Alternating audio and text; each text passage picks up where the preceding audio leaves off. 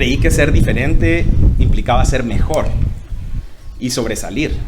A raíz de esto yo quería ser el mejor en todo. Quería ser el mejor alumno, el mejor hijo, el mejor amigo, el mejor novio. En fin, siempre quería ser el mejor. Sin darme cuenta, este anhelo por ser el mejor me llevó a creer que era el mejor en todos los sentidos. Y creía que tanto intelectualmente como moralmente era bueno. Debido a que ser bueno implicaba ir a la iglesia, siempre fui a la iglesia y busqué convivir con otros cristianos. Escuchaba mensajes cristianos y cuando hacían llamados para pasar al frente en mi iglesia, yo pasaba. Dentro de mí quería ser bueno, o al menos eso me decía a mí mismo constantemente. A lo largo de mi vida supe que Dios existía. Vi cómo cuidó a mi familia siempre. Sabía que Dios era la máxima autoridad.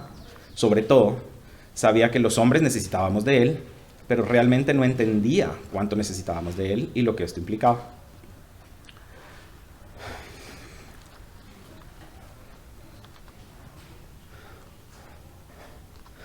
Cuando cumplí 13 años, mi papá se fue de mi casa. Esto fue algo que marcó mi vida mucho. Yo no entendía cómo Dios podía permitir que algo así le pasara a gente buena como nosotros, como a mi familia. Yo creía que todos éramos buenos. No podía entender cómo alguien cristiano, como mi papá, podía lastimarnos tanto. Y en ese momento decidí que yo jamás iba a lastimar a nadie como me estaban lastimando a mí. O bueno, al menos eso creí decidir. El resto de mis años como joven y adolescente los viví con mis papás separados. Y esto causó una herida profunda en mí. A lo largo de esos años yo seguí yendo a la iglesia y me consideraba un excelente cristiano. Sabía dentro de mí que era mejor que todos. No cometía pecados grandes, no tomaba drogas, iba a la iglesia los domingos, era responsable con mis actividades en la universidad y en el trabajo. En fin, en mi mente era una persona ejemplar. Mis amigos siempre me dijeron que yo no parecía un evangélico normal, porque yo no iba predicando por todos lados el evangelio, ni tampoco iba diciéndoles a todos lo malo que eran o cuando estaban pecando. Yo era una buena persona y por eso era tolerante con todos y con todo. Siempre me sentía halagado de no ser un evangélico extremo. Es más, me daba gusto que ni se notara que fuera evangélico. Sabía dentro de mí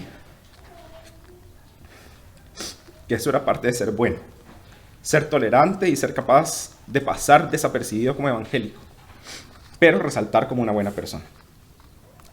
En la universidad conocí a Ana Lucía, mi esposa, de quien me enamoré profundamente. Nuestro noviazgo fue difícil y una de las razones de esas dificultades fue nuestra diferencia de religiones.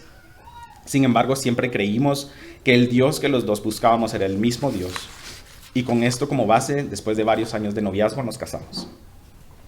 A pesar de que yo era evangélico, nosotros nos casamos por la Iglesia Católica. Gracias.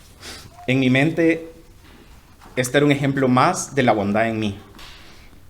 Mi amor por mi esposa era tan grande que yo podía acceder a casarme por la Iglesia Católica y el amor de los dos por Dios era tan grande que realmente no importaba cómo nos casáramos, porque nosotros queríamos que Él fuera el centro de nuestras vidas. Unos meses después de casado, Ana Lucía y yo tuvimos que mudarnos a Alemania debido a mi trabajo.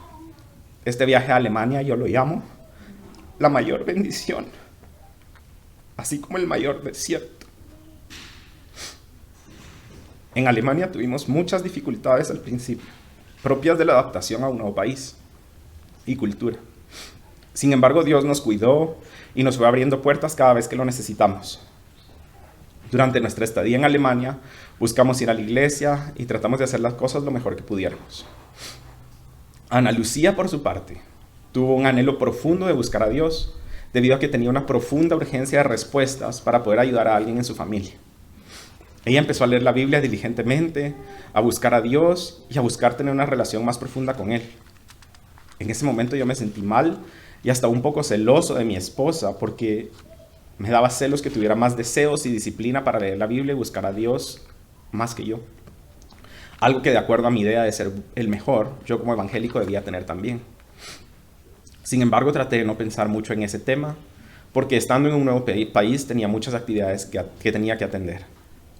Todas estas actividades me llevaron a manejar mucho estrés, y el estrés y afán que yo llegué a manejar en Alemania me llevaron a padecer fuertes dolores en mi cuerpo.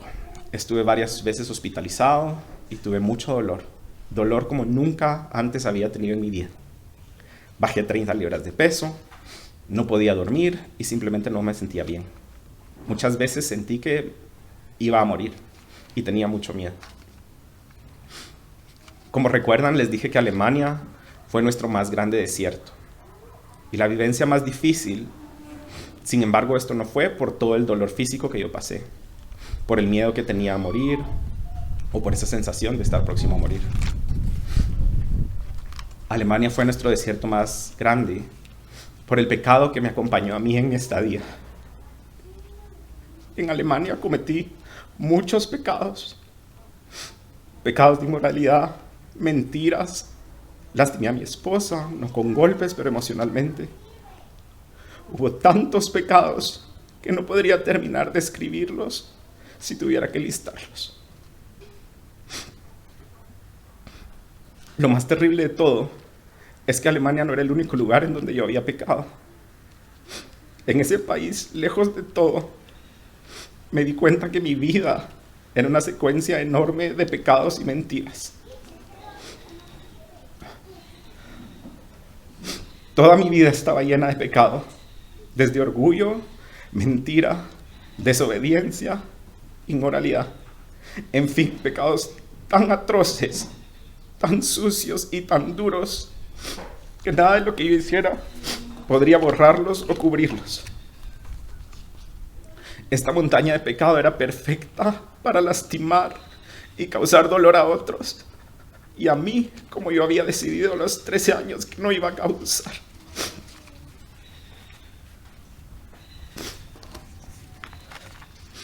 En ese punto se dio un quiebre.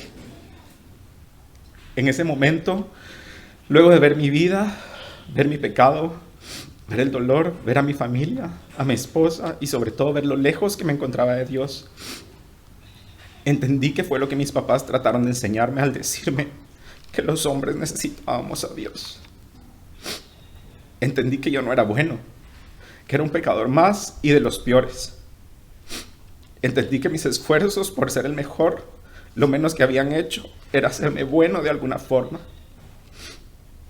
Entendí que muchos aspectos de mi vida eran solo una fachada y en el interior realmente estaba muerto. Sin saber qué hacer, recorrí a la iglesia en donde el pastor de la iglesia escuchó mi historia y me mostró que a pesar de mis pecados, Dios me ofrecía amor y reconciliación en Cristo. Me recordó que necesitaba un Salvador, que mi identidad no estaba en mis actos, sino en Dios mi Creador, y que a través de Cristo podía tener vida eterna. Dios me mostró en Alemania su amor de muchas formas.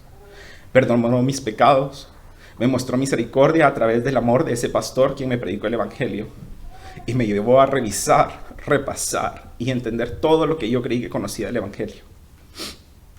Dios me mostró también cómo Él trabajó con mi esposa y cómo ese encuentro que mi esposa tuvo con Él permitió que ella me amara a pesar de conocer mi maldad. Dios me permitió entender que yo merecía la muerte y Él en cambio me ofrecía perdón y reconciliación. Ya de vuelta en Guatemala, Dios nos permitió encontrar una iglesia en donde se predica su palabra y el Evangelio verdadero.